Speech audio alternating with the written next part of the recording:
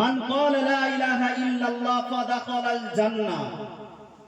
এটা মুসলিম শরীফের riwayat প্রথম খণ্ডের কিতাবুল ঈমানের মধ্যে আছে। লম্বা ঘটনা, আমি আপনাদের শর্টে বলি, যেহেতু আমার মাওযু এর মধ্যে নয়। আজকে বিষয়বস্তু আমি যেহেতু এই কবর আর আখিরাত সম্পর্কে আপনাদের সামনে বলার নিয়ে বসেছি। কি হযরত আবু হুরায়রা রাদিয়াল্লাহু তাআলা আনহু যখন দেখলেন আল্লাহর রাসূল সাল্লাল্লাহু আলাইহি ওয়াসাল্লাম মসজিদ নববীতে হুজুরকে দেখা যাচ্ছে না, আল্লাহর রাসূল কোথায় গিয়েছে, তা সমস্ত সাহাবারা পেরেশান হয়ে গেলেন। দেখার জন্য সবাই কিন্তু একসাথে এদিক ওদিক ঘোরাঘুরি করে। দেখলেন আল্লাহর রাসূল একটা পরনালাতে একদম সুন্দরভাবে যেতে পানি যায়, পানি বেয়ে প্রবাহিত হয়, ওই রকম জায়গাতে জুতা মোবারক হুজুরের সামনে খোলা। আল্লাহর রাসূল সে জায়গায় বসে টুকরে টুকরে কাঁদছেন।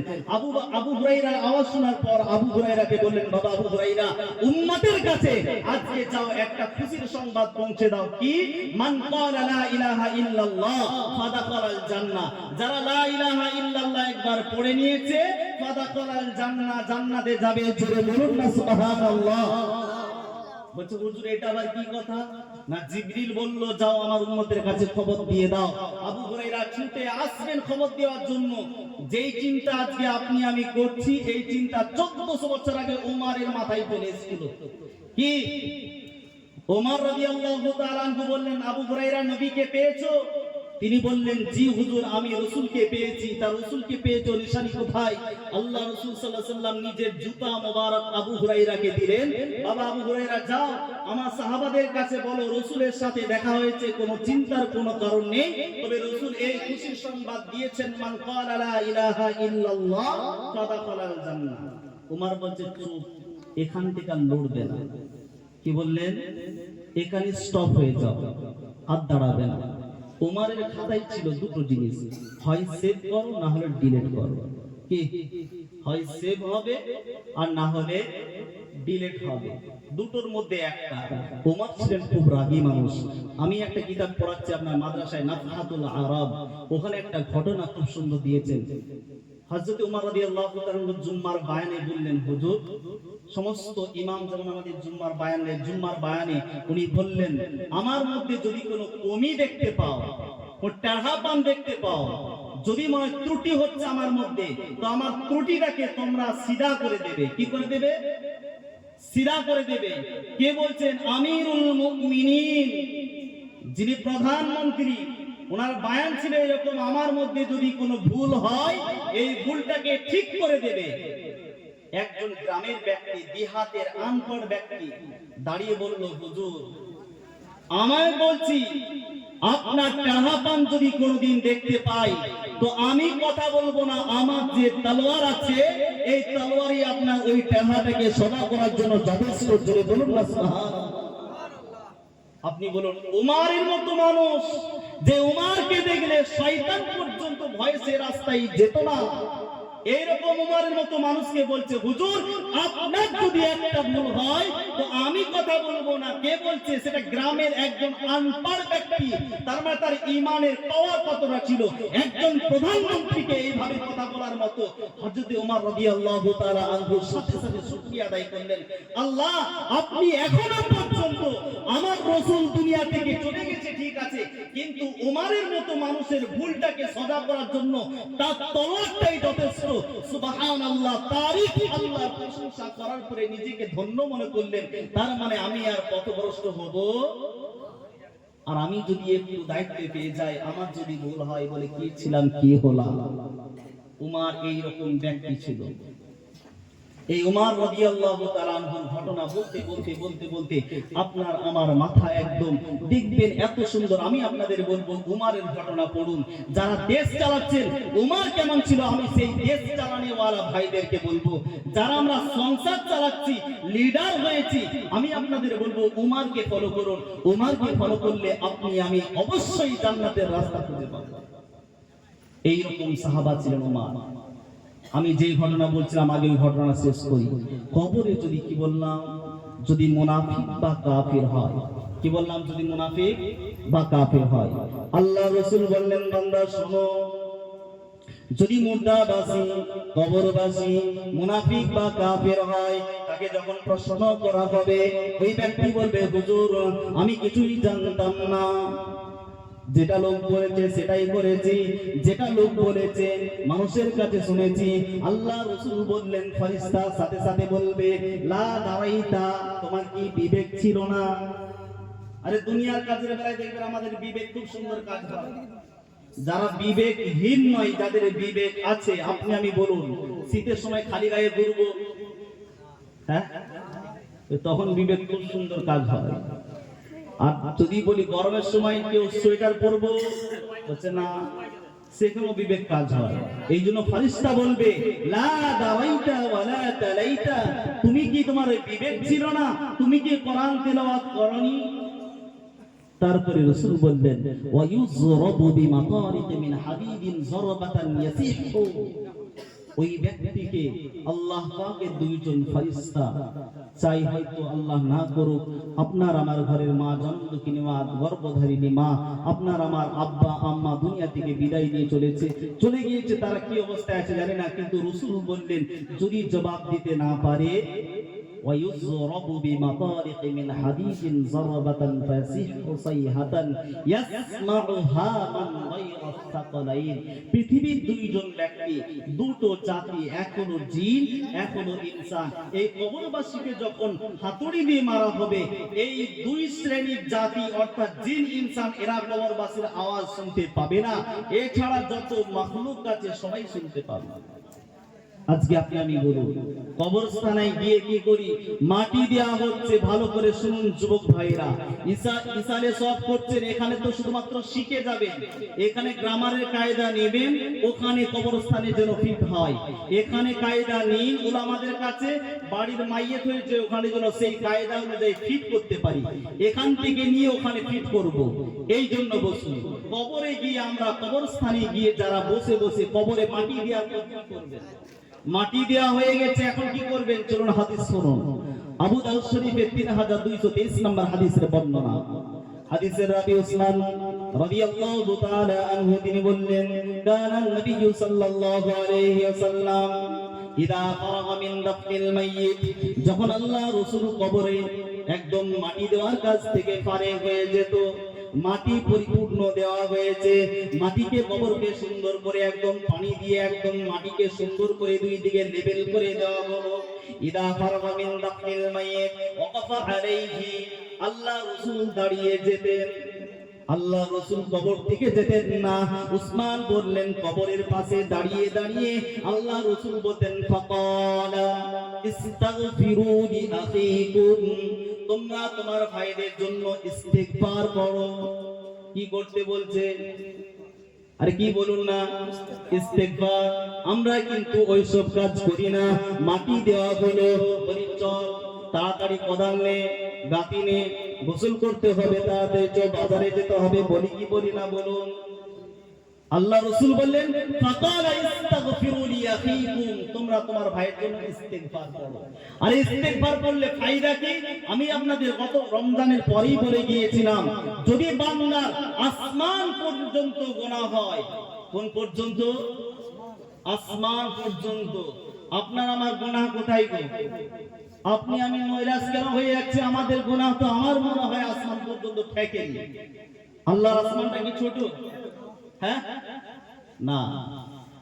ইবনে মাজাহ 4253 নম্বর হাদিসের বর্ণনায় আল্লাহর রাসূল বলেন লাউ আখতাতুম হাত্তা তাবলুগা খাতায়াতুমুস সামা সুম্মা তুবতুম লাতাবা আলাইকুম, বান্দা গুনাহ করতে করতে যদি আসমান পর্যন্ত চলে যায়, তারপর বান্দার মনে হলো না তওবা করতে হবে, ইস্তিগফার করতে হবে, আল্লাহ রাসূল বললেন সুম্মা তুবতুম, যদি তারপরে মনে হয় তওবা করতে হবে, আল্লাহ নবী বললেন লাতাবা আলাইকুম, ওই বান্দা তওবাকে কবুল করে নেওয়া হয়। বান্দা কবরের কাছে গিয়েছো, কবরে জন্মদুঃখিনী মা, পাড়ার লোক হোক না কেন, যে কোনো ব্যক্তি মুসলমানের কবরের সামনে দাঁড়িয়ে তোমার ভাইয়ের জন্য ইস্তিগফার করো। কেন?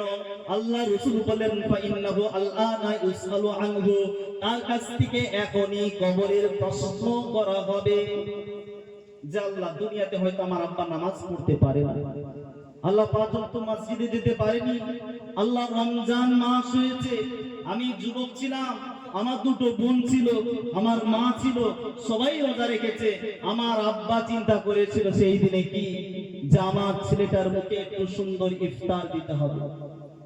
যে বাপ আল্লাহর ফরজ হুকুমকে অমান্য করে আপনার আমার ইফতারের থালাটাকে সুন্দর করে সাজিয়েছিল, না জানি ছেলেটা মসজিদে গিয়ে ইফতার যখন নিয়ে যাবে, গরিব মানুষ, আল্লাহ ঘরের মাটা না খেতে পাক পান্তা ভাত খাক আমার স্ত্রী, কিন্তু ছোট মাসুম বাচ্চা সে যখন থালাটা মসজিদে নিয়ে যাবে, তার মসজিদে ফলের থালাটা আমি কিভাবে সাজিয়ে দেব?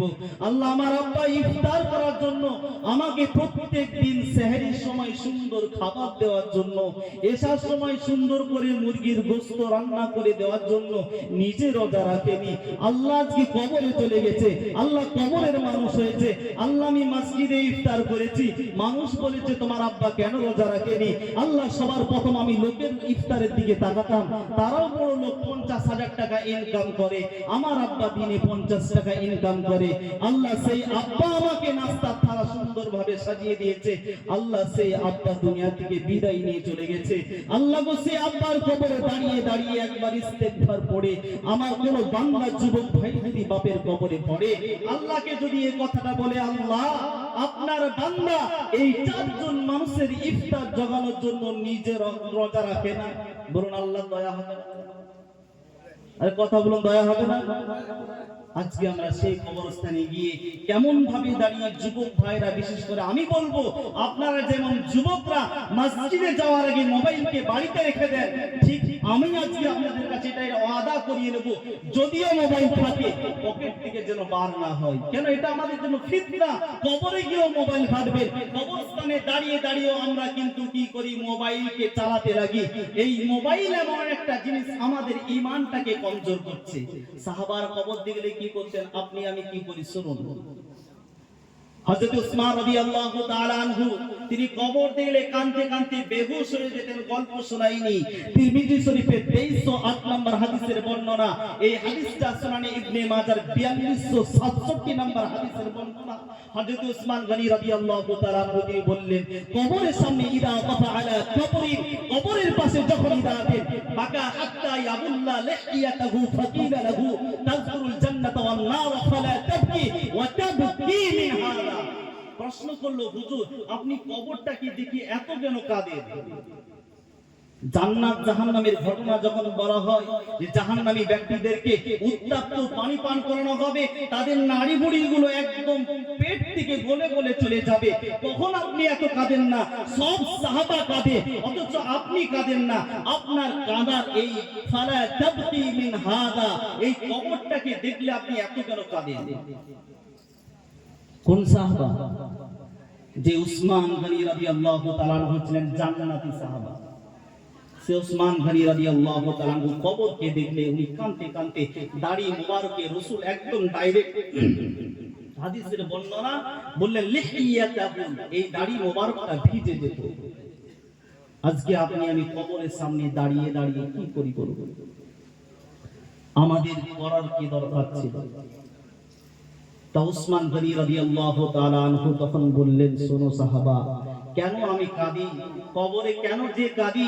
কবরটার কাছটাই যখন যাই কেন কান্না পাই? শোনো, ইন্না রাসূলুল্লাহি সাল্লাল্লাহু আলাইহি ওয়াসাল্লাম, আল্লাহ রাসূল সাল্লাল্লাহু আলাইহি ওয়াসাল্লাম বলেছেন, ইন্নাল কবর, নিশ্চয়ই কবর, আউয়ালু মানজিলিন মিন মানাজিলিল আখিরা, আখিরাতের প্রথম মঞ্জিল হলো কবর। আমি ইমাম হলাম, মুয়াজ্জিন হলাম, মসজিদের খতিব হলাম, একজন বক্তা হলাম, কিন্তু আপনারা বলুন কবরে কি কারোর জন্য প্রশ্ন হবে না? না ইমামদের হবে, আপনাদের হবে না? এরকম কথা আছে না? হযরতে উসমান অজর নয়নে কাঁদে আর বলে, আল্লাহ রাসূল বললেন কবরটা হলো আখিরাতের প্রথম মঞ্জিল। ফাইন নাজা মিনহু, যে ব্যক্তি কবর থেকে নাজাত পেল, ফামা বা'দাহু আইসারু মিন, তার জন্য তার প্রত্যেকটা ঘাটি আসান হবে। ওয়া ইল্লাম ইয়ানজি মিনহু ফামা বা'দাহু আশাদ্দু মিন, আর যে ব্যক্তি কবরের মধ্যে নাজাত পাবে না, আসল নাজাত তো কবরের মধ্যে পেতে হবে। আল্লাহ রাসূল বললেন যদি কবরে নাজাত না পাওয়া যায়, কবরে নাজাত যদি না পাও, তারপরেরটা হবে ফামা আশাদ্দু, তারপরেরটা একদম শক্ত হবে, কঠিন হবে। তাহলে উসমান গনি রাদিয়াল্লাহু তাআলা আনহু কবরকে দেখলে হুজুর খুব কাঁদতেন। আর আজকে আপনার আমার যুবক ভাইয়েরা কি করি গো, আমরা ফেসবুক ইনস্টাগ্রাম দিয়ে একদম কবরস্থানে মা মারা গেছে কবরের ছবি তুলে ফেসবুকে পোস্ট করছে, আমার মা মারা গেছে। ফেরেশতারা কি বলবে? দীনুকা মান নবিয়্যিকা। এই তিনটা প্রশ্নের জবাব কারা কারা দিতে চান একবার বলুন দেখি, হাত তুলে দেখান যে আমরা কবরে প্রশ্নের জবাব দেব। আরে ইনশাআল্লাহ বলে হাতটা তুলুন, দিবেন তো? কেন আমি আপনাদের যে হাদিসটা বললাম, কবর হলো আখিরাতের প্রথম মঞ্জিল। এর উপরে শুনুন, আমি একটা জলসা করেছিলাম হাতিম আসামি, সেই ঘটনায় আজকে একটু বলি ভালো করে।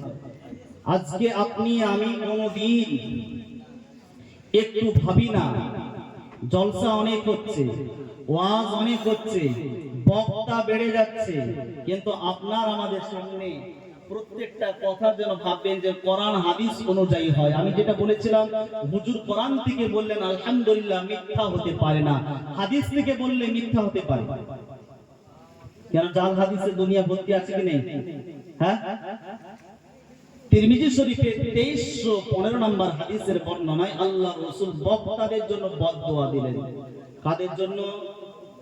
আমাদের জন্য। মানে যদিও বক্তা নয়, বক্তা হিসেবে নিয়ে এসেছেন আমাদের মতো মানুষদের জন্য বদদোয়া দিলেন। ওয়াইলুল লিল্লাযী ইউহাদ্দিসু বিল হাদিস।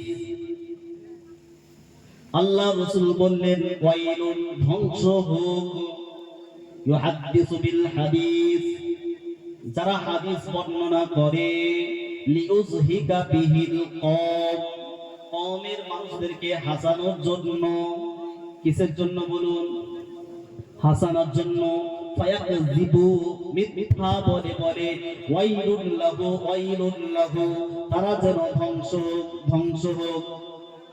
আমি কোন এক জায়গায় জলসায় গিয়েছি, তা সেখানে দুটো জাল হাদিসকে আমি তুলে ধরেছিলাম। তা একজন হুজুর বললেন যে আপনার এইরকম বিভ্রান্তমূলক জলসা না করাটাই ভালো, আপনারা শান্ত মাথায় একটু ভেবে দেখুন, জাল হাদিস শুনে মানুষকে হাসাবো না তার থেকে চুপ থাকা ভালো? আপনারাই বলুন। হ্যাঁ, আমি সেই হুজুরকে বললাম, হুজুর আপনার মাসলার উল্টো হতে পারে, কিন্তু জাল হাদিস বলছে না তোমাকে এখনো উঠতে হবে। কি হতে হবে? মানে উঠতে হবে মানে কি, এখন ভাইরাল হতে হবে, তবেই বলবে। আমাদের দরকার নেই, জলসা করবো না, কি আছে? জাল হাদিস অনেকেই দেখবেন বলে কি যে কবরস্থানের দিকে যখন কোনো আলেম পেরিয়ে যায় তখন নাকি সেই কবরের আযাব 40 দিন মাফ হয়, বলে না? আরে শুনেননি আপনারা? একদম মিথ্যা কথা। আপনাদের কাছেও বলে যায়, আমাকে দাওয়াত দিন না দিন অসুবিধা নেই, জাল হাদিসগুলো ভালো করে খেয়াল করুন। এগুলো জাল হাদিস, হাদিস নয়। হ্যাঁ বলতে পারে ভালো কথা, ঠিক আছে, সেটা আমি মিথ্যা হবে, কিন্তু রাসূলের নামে মিথ্যা। বুখারীর 109 নম্বর হাদিস আর মিশকাত শরীফের কিতাবুল ইলমের 3 বা 4 নম্বর হাদিসের পরে একটু হাদিসটা পড়বেন। রাসূল বলতেন, মান কাযাবা আলাইয়া মুতাআম্মিদান ফালইয়াতাবাওয়া মাকআদাহু মিনান নার। যারা জেনে বুঝে আমি রাসূলের নামে মিথ্যা আমার দিকে নিসবত করে দিল। তার রাসূল বলেছে, হ্যাঁ রাসূল বলেছে যে কবরের আযাব মাফ হয়ে যাবে, তাহলে আলেমকে নিয়ে প্রত্যেকদিন পার করব। রাসূল বলেছে কথা, রাসূল বলেনি, তারপরও যদি রাসূলের নাম বলে, আল্লাহ রাসূল বলেন মুতাআম্মিদান, জেনে বুঝে, ফালইয়াতাবাওয়া মাকআদাহু মিনান নার, তার ঠিকানা সে যেন জাহান্নাম বানিয়ে নিল। আমার এরকম বক্তা হয়ে কি লাভ হবে? যদি আমি বক্তব্য শোনাতে এসে নিজের ঠিকানা জাহান্নাম বানাই, লাভ আছে? হ্যাঁ, করব না ওয়াজ, আপনাদেরকেও শুনতে হবে না। জাল হাদিস থেকে একটু দূরে থাকুন। যায়িফ হাদিস আলহামদুলিল্লাহ মন দিয়ে শুনুন। ফজিলতের ব্যাপারে ফাজাইল আমল আপনারা পড়েননি? পড়ানো হয়? তা ওখানে দেখবেন যায়িফ হাদিস আছে। আরে এখানে কায়দা তো আছে, একটা উসুল আছে, নিয়ম আছে। যায়িফ হাদিস যদি আপনার ফজিলতের দিক দিয়ে হয় করতে পারেন, অসুবিধা নেই, কিন্তু জাল হাদিস কোন দিকে কোনো ফজিলতও চলবে না, কোন দিকেও চলবে না। আল্লাহ পাক রব্বুল আলামিন আমাদের সকলকে যেন হেফাজত করেন। আমার বলার উদ্দেশ্য এটা নয়। কবরের প্রশ্ন কয়টা? 3টা। কারা কারা উত্তর দিবেন সবাই আমরা হাত তুললাম। হ্যাঁ, এরপর শুনুন, প্রথম আমাদেরকে ইসলামের ভিতরে ঢুকতে গেলে মসজিদে মুয়াজ্জিন রেখেছি, এই মুয়াজ্জিনকে আগে ধরবো, তারপরে ইমাম যাব। কি মুয়াজ্জিন প্রত্যেকদিন আযান দেয় 5 ওয়াক্ত আযান। কয়বার? 5 বার। আল্লাহর নবী বললেন, বান্দা মসজিদে 5 ওয়াক্ত আযান হবে। এই 5 ওয়াক্ত আযান নিয়ে কোন মুসলমান কোনদিন কি চিন্তা করে দেখেছো? না। আজকে আপনি বলুন, আমি যদি বড় ব্যবসাদার হই, রাত 12টার সময় যদি আমাকে ফোন করে, পাঁচমোড়ায় নয় বাঁকুড়ায় গিয়ে মাল খালি করতে হবে, রাত 12টায় শুয়েছে, 3টার সময় ফোন করেছে, উঠে যাবে কি যাবে না বলুন? হ্যাঁ। আর যুবক ভাইদেরকে যদি একজন যুবতী বোন রাত 12টায় শুয়েছে, 3টার সময় যদি ফোন করে বলে, ভাই পাঁচমোড়ার মোড়ে তোর সাথে দেখা করতে চাই, বলুন ছুটবে কি ছুটবে না? হ্যাঁ। হ্যাঁ, আমার পুরো চাচাও বলছে, ভাইজান বিয়ে করেছেন আপনি মোটেও বলবেন না, ঘরে ভাবি ঢুকতে দিবেন আপনি। কি বললাম? আজকে আপনি আমি ভাবুন, যদি একবার অ্যালার্ম বেজে যায়, মোবাইলে অ্যালার্ম দিয়ে চলে আসে, আমার চিন্তা হয় যে কোন ব্যক্তি আমাকে ডাকছে, কিন্তু মসজিদে একবার নয়, 2 বার নয়, 3 বার নয়, 5 বার তাকে ফ্রিতে নয় টাকা দিয়ে রেখেছে ডাকার জন্য, তারপরও সাড়া দিইনি। হয়নি এরকম? হ্যাঁ। মুয়াজ্জিন আযান দিল একবার, আল্লাহু আকবার বলে আযান দিল। বললাম, যুবক ভাই কেন নামাজে আসলে না? যুবক বলে, হুজুর সারা দিন কাজ করি। অথচ ওই যুবককে যদি ভোর 4টের সময় বলা হয়, দুনিয়ার ডাক্তার বলল বাবা সুগার হয়েছে, আজকের পর থেকে তোমাকে একটু জগিং করতে হবে, হাঁটতে হবে, দেখবেন লাইন দিয়ে বেরিয়ে যাবে। যাই কি যায় না? ভোরবেলায় শীতকালের দিনও দেখবেন জগিং করে। সুগার রোগী প্রত্যেক দিন হাঁটে। আজকে আপনি আমি বলুন, আল্লাহর প্রতি কি বিশ্বাস রাখলাম? আজকে আল্লাহ বলল, বান্দা 5 ওয়াক্ত মসজিদে, মুয়াজ্জিন বলল আল্লাহু আকবার, আল্লাহ সবথেকে বড়। অ্যালার্ম বাজলো, ঘুম বলছে, আবার এদিকে ঘুরে শুলাম, বলে তো ফজরের আযান হলো, এখন তো সকাল হয়নি। এই আমাদের ঘুমানোর জন্য মুয়াজ্জিনকে রেখেছি, যে আমাকে বুঝাতে চাইলো যে এখন এই আযান দিল মানে এখনো সকাল হয়নি, তোমরা ঠিক আছে তোমরা চলো, আমরা একটু রেস্ট।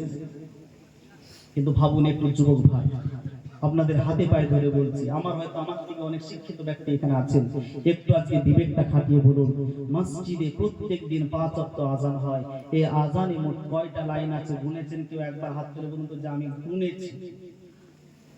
কেউ গুনেননি? গুনেছেন? গুনেছেন কটা লাইন আছে? আচ্ছা যাই হোক, উনি বুঝতে পারেন। আযান কটা লাইন আছে, আপনি আমি যদি আযানটা গবেষণা না করি, আর ইসলাম বুঝবেন কি করে? বিজ্ঞানী তো হচ্ছে, এইভাবেই তো হচ্ছে। আজকে মানুষ গোবর নিয়ে রিসার্চ করছে, গবেষণা করছে। আপনি আমি একবারও ভাবলাম না যে আমাদের আযান নিয়ে একবার গবেষণা করে দেখি তো আযানটাই কি বলছে। এই আযানে মোট আপনারা কালকেই গুনে দেখবেন 12টা লাইন আছে। কয়টা? 12টা।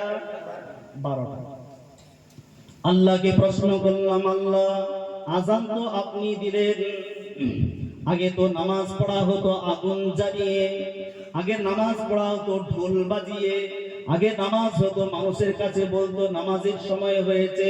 আল্লাহ আপনি না আযানটাকে দুনিয়ার জমিনে পাঠালেন, মুয়াজ্জিন আযান দেয় 12টা লাইন দিলেন, 13টা কেন দিলেন না? 14টা কেন দিলেন না?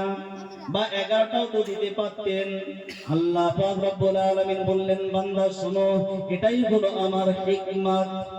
12টা লাইন দিয়ে বুঝালাম, বান্দারে তোদের প্রতি ইংরেজিতে 12 মাস, বাংলাতে 12 মাস, আরবিতেও দিলাম 12 মাস। যুবক বান্দা তোরা শোন, যুবক নারী তোমরাও শোনো, তোমাদের প্রতি 12 মাস নামাজ ফরজ। আযান দেওয়া হয় কাজের জন্য নয়, আযানটা দেওয়া হয় নামাজের জন্য। কিসের জন্য? না আযান দেওয়া হয় টিভি খোলার জন্য, না আযান দেওয়া হয় বাজার যাওয়ার জন্য, না আযানের উদ্দেশ্য হলো নামাজ পড়ো, নামাজ পড়ো, নামাজ পড়ো। আল্লাহ বলল, বান্দা এই 12টা লাইন আমি এই জন্য দিলাম, 12 মাস তোমাদের প্রতি নামাজ ফরজ। কত মাস? তার মানে যুবক ভাই বলি 12 মাস বলুন মসজিদে ইমাম নেই, মসজিদে মুয়াজ্জিন নেই, আযান কি বন্ধ হয়েছে? আর আপনারা বলুন বন্ধ হয়েছে।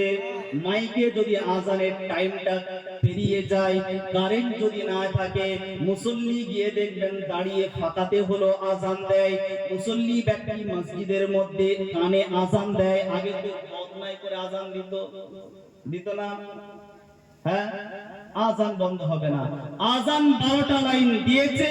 আমার আল্লাহ বলল, বান্দা আজান যেহেতু নামাজের জন্য, তা আজান যেহেতু 12টা লাইন, 12টা মাস তোমাদের জন্য নামাজ ফরজ। এরপরে আল্লাহকে বললাম, আল্লাহ গো, আজানের মধ্যে আল্লাহ বলল, বান্দা আরেকটু ভিতরে যাও।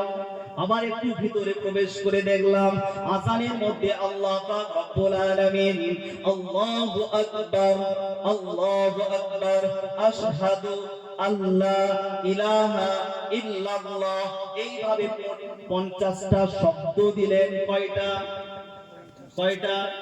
50টা। আল্লাহকে আবার প্রশ্ন করুন, ওগো আমাদের রব, ওগো আমাদের খালিক, ওগো আমাদের মালিক, আপনি 50টা কেন শব্দ দিলেন? 49টা দিলেন না, 51টাও দিলেন না কেন?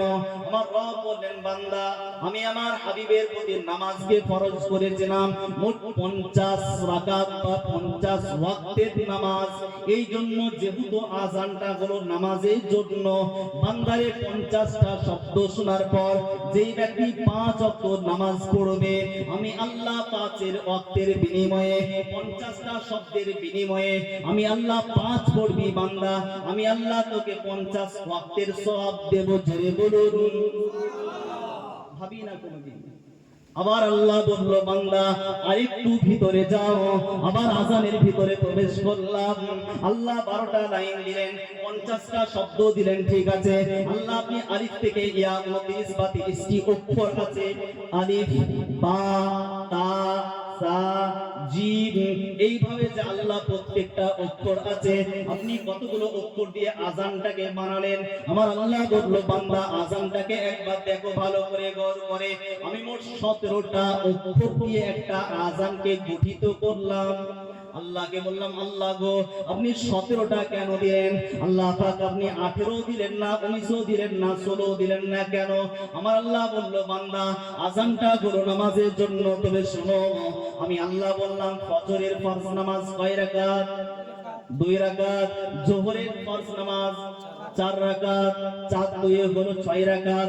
আসরের ফরজ নামাজ হলো 4 রাকাত, 6 4 10। আমার আল্লাহ বললেন, বান্দা মাগরিবে দিলাম 3, 10 3 13। আমি আল্লাহ এশার সময় আবার 4 রাকাত ফরজ নামাজ দিলাম, 13 4 17।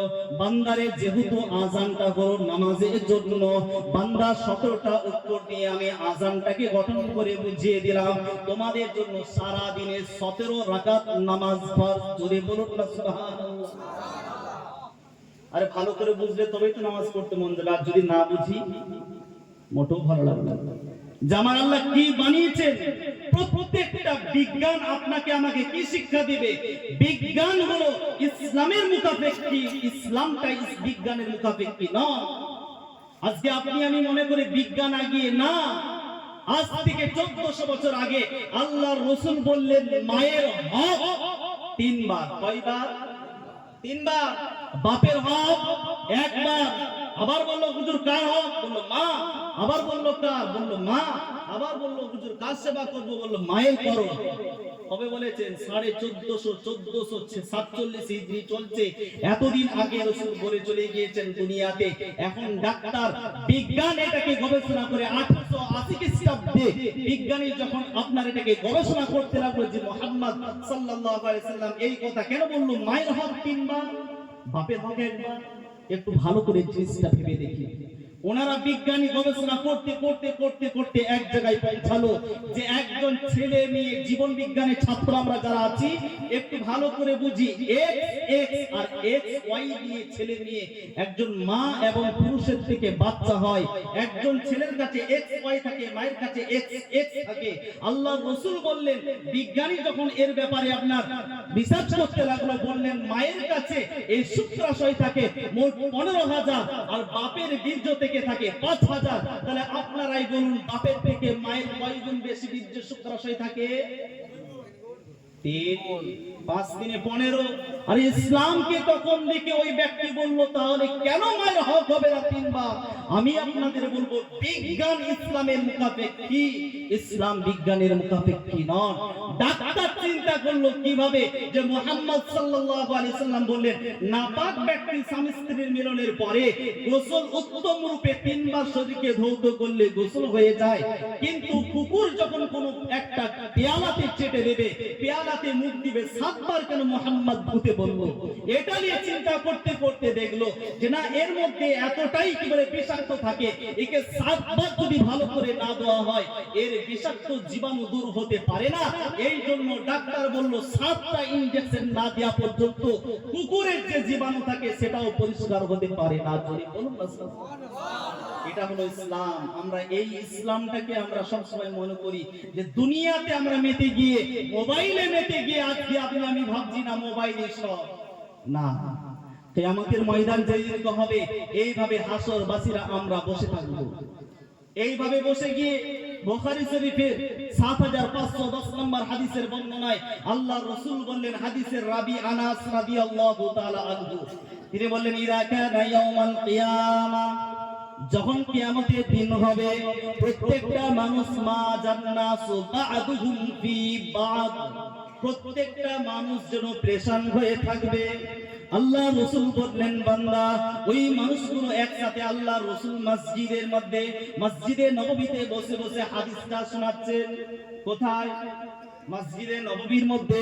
আল্লাহ রাসূল সাহাবাদেরকে নিয়ে বললেন, সাহাবারা শোনো, আল্লাহ রাসূল কিয়ামতের ময়দানের ঘটনাটা তুলে ধরলেন। ফায়াতুনা আদম, প্রত্যেকটা মানুষ আদম নবীর কাছে যাবে, যাওয়ার পরে বলবে, ওগো আমাদের নবী আদম, ইসফা ইলা রাব্বিক, তোমার রবের কাছে একটু আমাদের জন্য সুপারিশ করুন।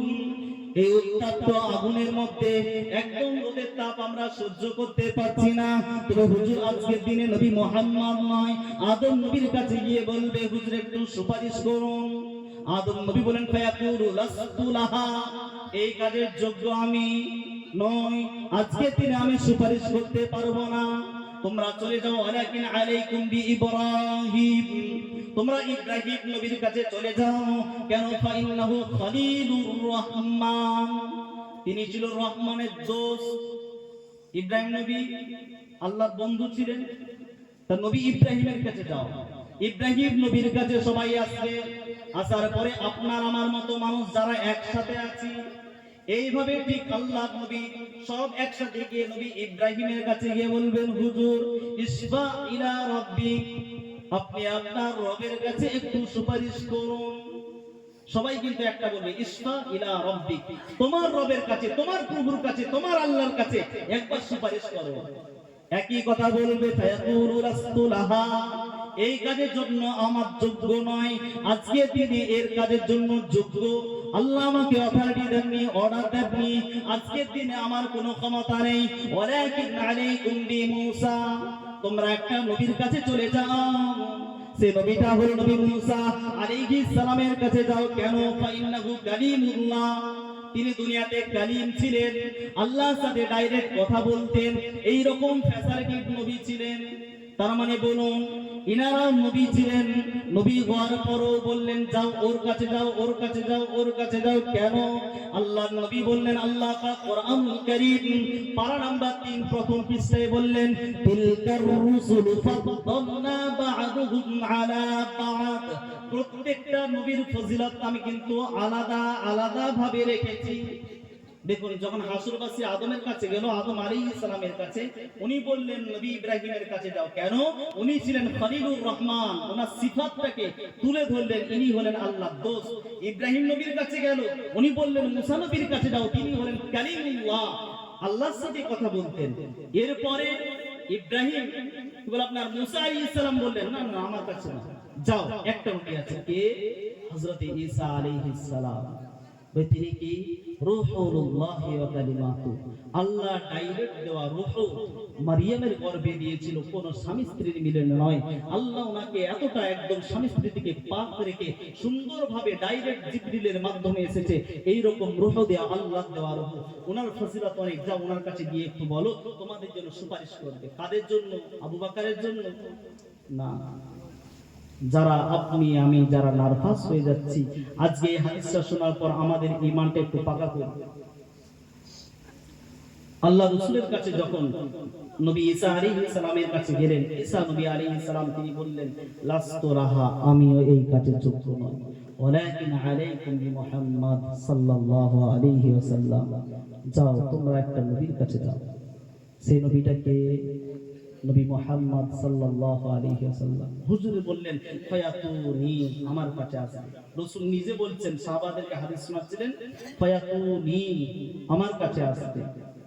তা আমি বলবো, ফাকুলু আনা লাহা, সাহাবা আসো, আনা লাহা, আনা লাহা, আনা লাহা, আমি রাসূল তোমাদের জন্য আজকের দিনে সুপারিশ করব। জোরে বলুন না সুবহানাল্লাহ। তারপরে রাসূল বললেন, দেখুন রাসূল এমন একজন মানুষ ছিলেন, এমন একজন নবীকে পেয়েছিলেন, এমন একজন আপনার আম্বিয়াদের সর্দারকে পেলেন। এত বড় নবী হওয়ার পরও তিনি বললেন, ফাস্তাযিনু আলা রাব্বি, আমি আমার রবের কাছে ইজাজত নেব। কিসের জন্য ইজাজত নেবে? ভালো করে শুনুন, রাসূল ইজাজত দিচ্ছেন, আয় আমার আল্লাহ, গুনাহগার এতগুলো উম্মত আমার কাছে এসেছে, ফাস্তাযিনু আলা রাব্বি, আমি আমার রবের কাছে একটু ইজাজত নেব। আল্লাহ গো, তুমি আমাকে একটু সুপারিশ করার অধিকার দাও, সুপারিশ করার অধিকার দাও। কার জন্য? আবু বকর না, উসমান না, আলী না, ওনাদের জন্য নয়। কাদের জন্য? যারা আমরা জিন্দেগিতে নামাজ পড়তে পারি না, যারা জিন্দেগিতে আমরা রোজা পর্যন্ত রাখি না, এইরকম ব্যক্তি জিন্দেগিতে কোনোদিন মসজিদে পৌঁছাতে পারি না, এইরকম ব্যক্তিদের জন্য রাসূল আল্লাহর কাছে ইজাজত চাইবেন, আয় আমার আল্লাহ, আপনি আমাকে একটু ইজাজত দিন। আল্লাহ রাসূল বললেন, ফায়ুযানু লি, আমাকে ইজাজত দেওয়া হবে, ওয়ায়ুলহিমুনি মাহামিদা আহমাদুহু বিহা, আমার কাছে আল্লাহ পাক শুধু ইজাজত দিবেন না, আল্লাহ বলবেন, আমার হাবিব আজকের দিনে যেই বাক্যগুলো আমাকে বলে বলে আমার কাছে চাইবে, ওই সমস্ত প্রশংসনীয় বাক্যগুলো আমি আল্লাহ পাক আলহামা ইউলহিমু, ইলহামান মানে হচ্ছে ডেরে দেওয়া, সরাসরি আল্লাহ নবীর সিনাতে দেবেন, এই বলে আমার কাছে চাও, আমি আল্লাহ তোমাকে ওইভাবে দেব। জোরে বলুন সুবহানাল্লাহ। আল্লাহ রাসূল একদম হাসরের ময়দানে প্রত্যেকটা মানুষ প্রেসার হয়ে থাকবে, আপনি আমি সবাই আমরা প্রেসার হয়ে থাকব। একসাথে ইমাম মুয়াজ্জিন এক কাতারে দাঁড়িয়ে সমস্ত নবীরা পর্যন্ত নাফসি নাফসি করে। আল্লাহ রাসূল বলেন, সেই দিনে সুম্মা আখিরু লাহু সাজিদান, সিজদায় পড়ে যাবে। এর থেকে একটা জিনিস বোঝা যায়, আল্লাহর কাছে কিছু চাইতে হলে সবথেকে প্রিয় জিনিস কি অবস্থায় চাইবে? মেয়ের বিয়ে হচ্ছে না, চাইতে হলে ডাইরেক্ট হাত করে নয়, সিজদায় পড়ে যান। সিজদায় পড়ে গিয়ে কেঁদে কেঁদে আল্লাহর কাছে বলুন, আল্লাহ আমার মেয়ের বিয়ে হচ্ছে না। আল্লাহ পাক বললেন, কোন বান্দা যখন সিজদায় চলে যায়, আল্লাহর মতো খুশি আর দুনিয়ার জমিনে কেউ হয় না। এই জন্য আমি আপনাদের বলবো, যখন চাইবেন কি হালতে চাইবেন? সিজদা হালতে। এই হাদিস থেকে একটা কায়দা বোঝা গেল, চাওয়ার নিয়ম হচ্ছে আগে প্রশংসনীয় বাক্যটাকে বলো, তারপরে চাও। আপনি বলবেন, যদি কোনো ব্যক্তির কাছে যেয়ে বলেন, এই বেটা সুদ কর দে, 10,000 টাকা দে, দেবে? আর দেবে? কি বলতে হবে? চাচা আপনার মতো মানুষ আছে বলে আমাদের মতো গরিব ব্যক্তিগুলো সত্যি না খেয়ে মরে না, আপনার মতো ভালো মানুষকে আল্লাহ যেন দীর্ঘজীবী করুক, আপনার মতো মানুষ যেন প্রত্যেকটা গ্রামে হোক। বলুন, তারপর যদি বলে, চাচা আমার 2,000 টাকা দরকার ছিল, যদি আপনি দিতেন আমি পরের মাসে দেব, দিবে কি দেবে না? বলুন, হ্যাঁ, এই নে 10,000 টাকা দিয়ে দেবে আপনাকে আমাকে? না। আল্লাহ রাসূল বললেন, আগে প্রশংসা করো, ওই ব্যক্তির আগে ভালো জিনিসটা তুলে ধরো। আল্লাহর কাছে চাইবে তো আল্লাহ পাকের রাসূলকে বললেন, আমি প্রশংসনীয় বাক্যগুলো বলে বলে আমি আমার হাবিবকে শিখিয়ে দিলাম, এই বলে ডাকা।